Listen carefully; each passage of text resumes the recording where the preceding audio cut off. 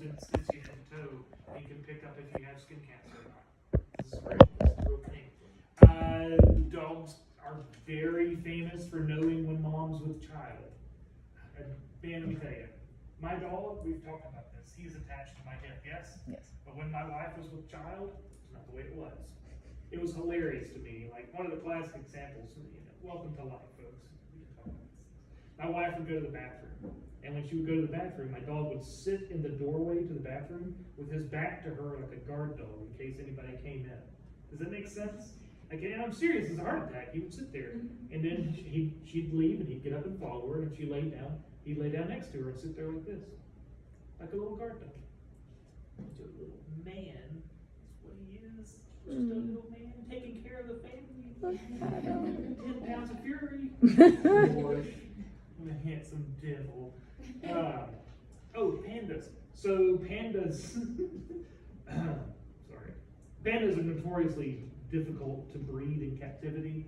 Like they are on the way out, generally speaking, because even in the wild, in captivity, they don't breed, okay? It's very difficult.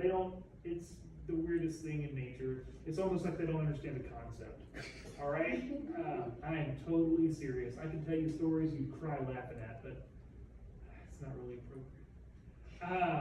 So diagnosing when they're with child so that they can very quickly be taken great care of to make sure that kid has full term and is delivered and all that fun stuff. They actually have specially trained dogs that can detect the hormone variances early on when that female pregnant panda occurs. If you put those letters and words in the right order, you get what I'm saying. Yeah, so dogs have a crazy sense of smell. And it's amazing. Like, it's really cool. They can do all kinds of things with it. Not just smell. Pandas are Yeah. asexual. You know what they used to fake that they were pregnant, like they were trying to fake like they were. It was something they would do. You could say like, that's the tradition for a panda to be pregnant, and then like they would fake that just to get that special treatment when they're in captivity. I don't doubt it. I don't doubt that at all. That's possible. Animals are very learned, more so than you think. Oh, dudes, I want to play video clips of capuchin monkeys. Capuchins, but I with the little ones. Oh, yes. When you treat them unfairly, they get so ticked off. Like there's this great studies on empathy, where they give one capuchin like a treat of some fashion, something they like, something simple. Then the other one, they do a task and they get a grape, which is like, for a capuchin monkey, they're like, yeah, man, grapes. So the one sees this, is like, the hell? So then they do the trick, basically it's a task. They have to give a stone to the person doing the research. And then the person giving the research hands them the regular treat. And the capuchin looks at it and puts his hand out and throws it at the person in the face with it, banging on the glass. Like, what is this? How dare you? And then they just turn and they do the thing for the other one and they give them the stone and he hands a grape and the other one just spazzes out. That's funny. So eventually what happens is they start giving lots and lots of grapes to the one to see if they will pass some to the other for fairness. And capuchins are very famous for not being fair. Whereas if you do this for like an elephant or something like that, the elephants will share when they think they're being treated unfairly, which is fascinating. I wonder if we did this to humans, how it would work. All right, how do we do? Let's go here. Let's do taste. Got you for another 25 minutes. All right, taste. So if you go and you look in a mirror, you stick your tongue out, you'll see little round spots all over it. Okay, a little bit of round spots. Those are not taste buds. What those are papillae, right? Your tongue is covered in these structures called papillae. And actually you have several different types of papillae. These are called fungiform papillae. You want to take a wild guess as to why they are fungiform? What do they look like? Look like spores. Little mushrooms. Yeah, they look like little mushrooms, little mold spores. They look like little mushrooms. On the back of the tongue, there are ballate papillae. The sides of the tongue are what are called foliate or filiform papillae as well. Filiform, basically, it's a statement on soldiers in line. That they line up like soldiers in line. Does that make sense? Filiform. So we have different types of papillae, and these papillae will be lined with taste buds. All right, papillae, see here in blue, are lined with taste buds. He's traveling the glossopharyngeal nerve, by the way. Probably would have been good to hear earlier today. Yeah. I have a guy playing his scapula like on the back of his tongue there, like Visible? real big, like. in Yours the- are visible too. You probably can't stick your tongue out far enough to see it. Like think about Gene Simmons. Everybody knows who that is? I know. Oh, yes. Gene Simmons. You should look up Gene Simmons' tongue and just see what happens. He is, let's call him a rock star. He's I a would- kid's rock. Yeah, I would say Yeah. more of an entertainer than anything else, but let's claim rock star. He is famous for Glam his rock. tongue, like down here. Okay. So we all have similar tongue length. It's just the ligamentation that holds it in place is very different amongst us. Does that make sense? That's not our conversation. Yeah. So some folks can stick their tongue out longer, further than others.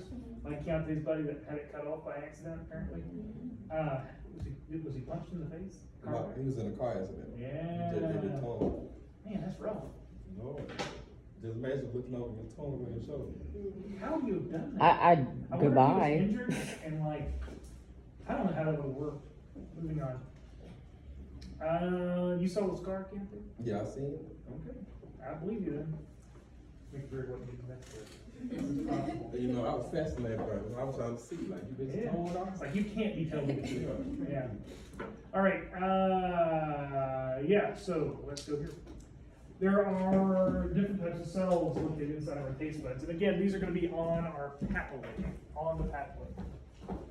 So when you look at a taste bud, what we have is a taste pore, right? An opening. Why is there an opening in this? Saliva? Yes, because the saliva has to be able to get in, carry chemicals from the foods that we consume. Does that make sense? Mhm. All right, it's got to be able to get in. So there's a taste pore.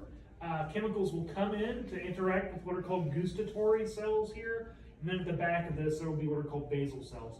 The basal cells are mitotically active and produce the gustatory cells, and they are constantly producing gustatory cells. All right, constantly producing them. In fact, these are very active metabolically and replace themselves between every 7 and 10 days. So pretty much every week you build new taste cells. Now let me ask you a question. Why would you need to rebuild taste cells so that come fast? What is it about your taste cells that would lead them to need to be replaced constantly? No weaker than any other epithelial-based cell. Thin? Then, oh, now we're getting somewhere. We do terrible things to our oral lining. Tell me I'm lying. We do terrible things to our oral. I burn my tongue all the time because I cook something and I'm too lazy to let it cool off, and I just dive right in and I burn my tongue constantly. And part two for my situation, when I eat a salad, I just like to add oil and vinegar for the most part. And you eat a salad with straight vinegar, you're going to burn your oral epithelium. You are denaturing the protein with acidity or heat, in essence. So by doing this, by drinking that hot coffee, you got to know that's going to tear up your oral epithelium, right? Like sour candy, like sour. Yeah, absolutely. Make your That's what they tongue heard, but they so feel good. Like I remember one time when I was a kid, this was back when Warheads candies, which we're going to talk about here in a second. Warheads candies were like for real in the mid-90s. Mhm. Today, let me tell you this, Todd, it's amateur hour with Warheads candies. You're not Back in wrong. the day, you take them out of the packaging, and they would put a grown adult on their knees. Mhm. Okay? They were incredibly sour. But what do we know about things that are sour? They're acidic. Mhm. Okay?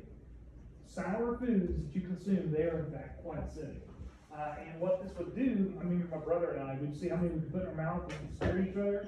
We would falter first. Does that make sense? Is that why they only sell the Warheads like gummy or like the Laffy Taffy now as opposed to the actual? The hard candies Yeah. used to be terrifying. I guess they just don't sell them anymore because I think They do? but they're like They're not not, they even- don't come in those packs no more. They just come in like the multiple packs of candy. They're amateur by comparison though. Like I've had them recently, and they even look different.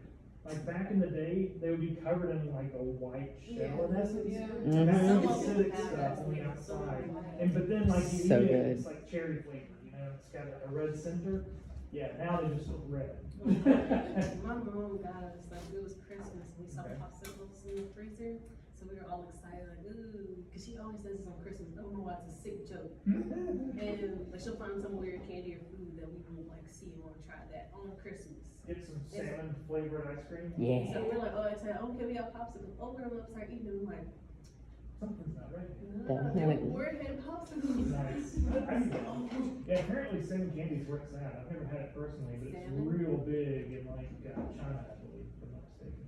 That would be a weird one to get. Salmon flavored ice cream. Yeah, I'm serious as a horse that. That's for real. I had a roommate. Got exposed to a lot of interesting things as a side effect. All right. Yeah. So we damage our oral epithelium processes. So these cells are very metabolically active to keep us with our sense of taste, which is important. All right. Here we go.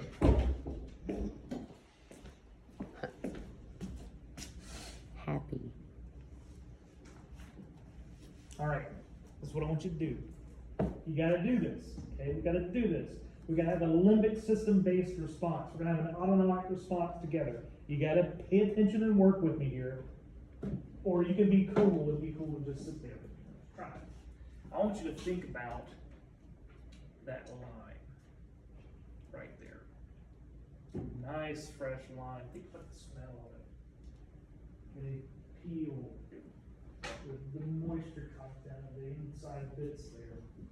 And then I want you to think about taking a bite out of it. Big old chunk right down the middle of this thing. Can you feel any augmentation to your oral cavity? Where? What part of the tongue? Like the sides. The sides of the tongue. Because it's the sides of the tongue that allow you to perceive sour flavors. Okay? Not only can this do the same thing going in, but it can do it coming back out from the limbic system as well. Okay? The sides of the tongue allow us to perceive sour flavors. So let's run through the parts of the tongue, have a little bit of conversation on where things fall, shall we? Number one, there are 5 basic tastes. Number 1 is sweetness. Okay? The main thing that drives sweetness, you might say, is sugar. Okay?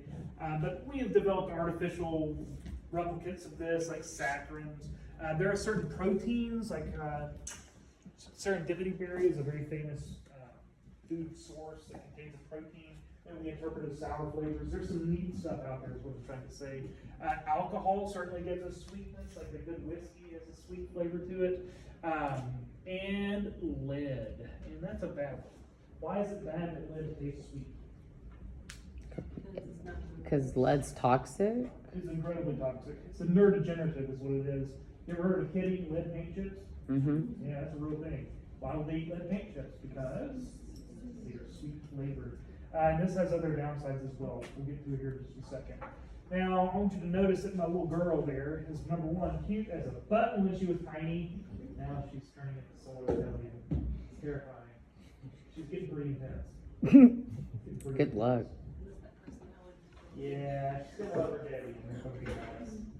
It's kind of turnabout fair play, if that makes any sense. Mm-hmm. I see it. Oh no. We're in for a rough day. My parents always say it's gonna come back to you. Yeah, I was good, but I had an aggressive streak. Aggressive streak. That makes any sense at all. She definitely has that too. It's rough for today's stories, but I've got you for 15 minutes. All right, but she's not taking that sucker and sticking it in the back of her cheek or something like that. She's licking it with the front of her tongue. Why? Because the front of the tongue is where we interpret sweet flavors. Just past that, we interpret salty flavors. Sides of the tongue for sour flavors, back of the tongue for bitter flavors. So let's have a little conversation.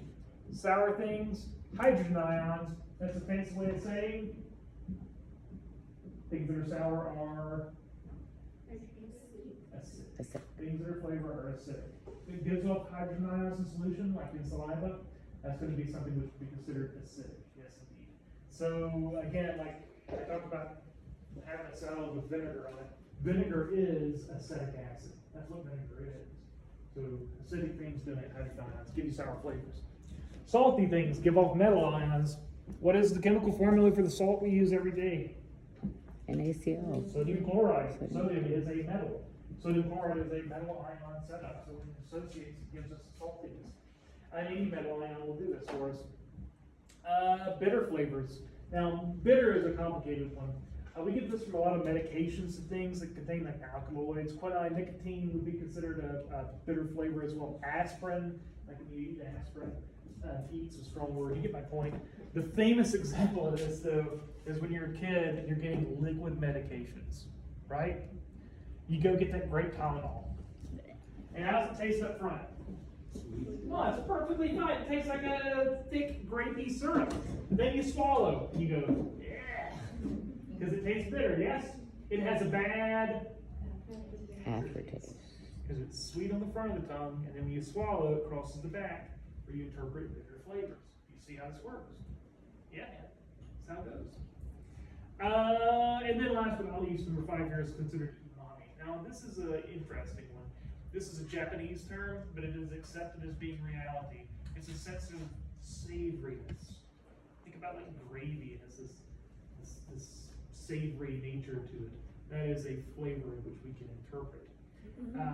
Yeah, I'm pretty happy with that. Let's go here. So why do we taste? Very simple. Come on, same as smell. Why do we taste?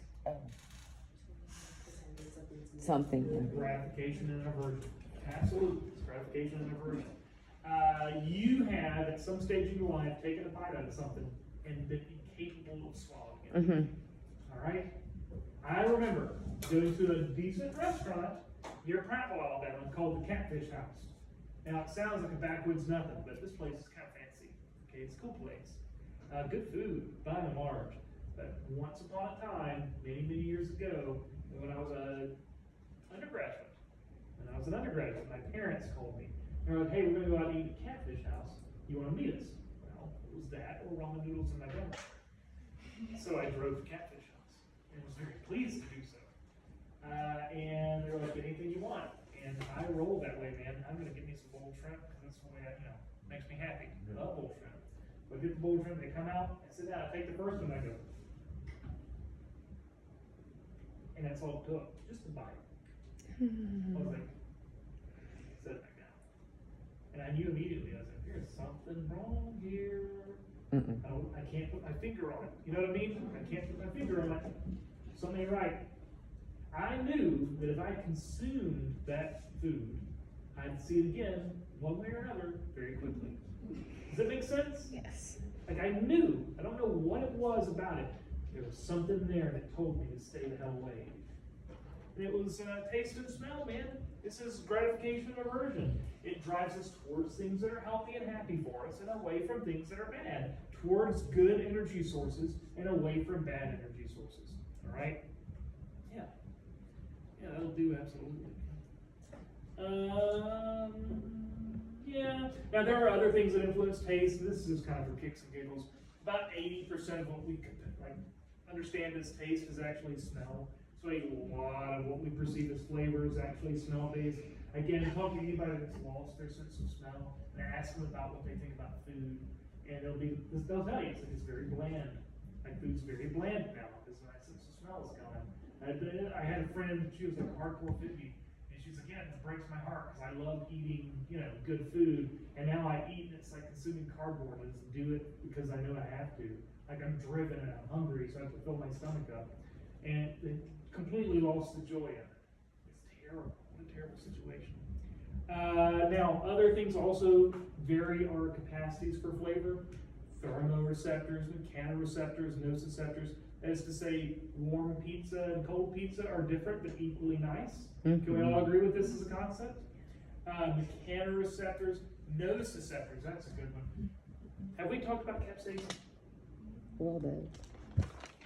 Is spiciness, is that on this chart right here? Because what is spiciness? Pain. Do what? Yeah, absolutely. Spicy food is driven by a chemical called capsaicin. It triggers your nociceptors and makes you physically hurt. Spiciness is hurting. It's a pain sensation. Which is why people have like crazy reactions to spicy food sometimes. I'm sure I told you guys about watching friends of mine just break down eating spicy food. Oh, I did it the other day, actually. A buddy of mine, why did we go over to his house? They had a party or something, I don't know. And we didn't have kids that night, so we were out there. And we were at a friend of mine's place, and they were doing the Hot Ones challenge. Everybody know that internet famous Hot Ones show? Now they're eating, what do you call it? Hot wings at various spice levels. Oh, hell no. If you've never seen this, you gotta jump on the internet and look up Hot Ones on YouTube. It's a great show. People that you love have been on there, and it's hilarious. If you want to experience somebody having a great time, go watch Kevin Hart. He's a lot of fun. If you want to watch someone suffer and nearly die, go watch Gordon Ramsay. Like thousands of celebrities have done this show, and it's awesome. Right? You ever watch pro wrestling back in the day? Remember the Undertaker? Undertaker goes on there, and he's just stone faced the whole time. I was like, man, this is a guy that can handle suffering. Who did I watch the other day that was kind of interesting? I watched Dave Grohl. He's a lead singer of rock band. Anyway, they get red in the face, their noses are running, their hearts are beating fast. It isn't because the food tastes spicy. It's because they're all non-nervous. It's like, what are you doing? I watched my buddy Garcia, man. He about had a heart attack at this party that we went to just the other day. They brought out The Last Dab. If you guys are familiar with the show, you know what I'm talking about. And we all had a Last Dab hot wing just for funsies. And like, again, for me and my red hair, I don't respond to capsaicin like a normal person. So like spicy food, I have to have lime to affect me. But I didn't tell them that. And I just watched my buddy just break down. It was great. Great day. It's a great day. Like, what's the matter, buddy? You okay over there? He's like, no. And he was just good. Okay, so this is an incredibly real spice. It's really hot. Okay, it's really, really hot. So I could feel it, buddy. I was hurt too. It's not bad enough to show it, so I just played it off the best I could for his benefit. It was a great day. It was a great day. So nose suckers, absolutely. So they drug pain responses allow us to vary our capacities for taste. And this should be last. Yeah. Let's talk a little bit about lead, then I'll let you guys out here. Promised you an hour, it didn't matter. All right, lead. Are you aware that there were a lot of Romans that went completely nuts? I mean, they lost it. They went crazy. And oftentimes you hear about the wealthy aristocratic Romans losing their minds. Like trying to put their horses in the Senate as senators, Nero burning most of Rome to the ground to build himself a palace, killing lots and lots and lots of folks, and leading to his own demise as a side effect. Like all these crazy things. Like, there's all these crazy things that are in the history books. We have them today, documenting weird things that Romans did, especially the wealthy aristocratic Romans. And we think that part of the reason for this is they had lead poisoning. Big time. Intensive lead poisoning. You could go to a fancy Roman villa and be pretty well at home like you would here, right now. The floors were heated and cooled, they had flushing toilets, life was good. If you're a wealthy Roman, life was pretty damn good for you. But all their pipes were made of lead. These are lead pipes from Rome, all right? And you can go to your grandmother's house and find lead pipes today out of that. Especially if it's an old house, like turn of the century, yeah, lead pipes. In fact, that's what gives us the Latin enunciation, if you will, for lead. If you look at lead's entry in the periodic table, it's Pb. Anybody know what that stands for? It's Latin for plumber. Which is why we call someone that works on pipes a plumber, because they work on lead. Exactly. And we're sort of banning lead usage these days because it turns out it's so freaking neurodegenerative. Like houses that have lead on them will be tested and you have to have it removed before you sell it. Lead wheel weights are going away, like all sorts of things that were lead are going away these days because it's so damn toxic. But the Romans were famous for drinking a drink, okay, that if you break down the Latin basically means the sugar of lead, okay, lead sugar. A sweet Roman drink. What they would do is take very acidic wine and put it into lead containers. And the acidity of the wine would strip the lead off of the container. And when you drink it, it had a sweet flavor.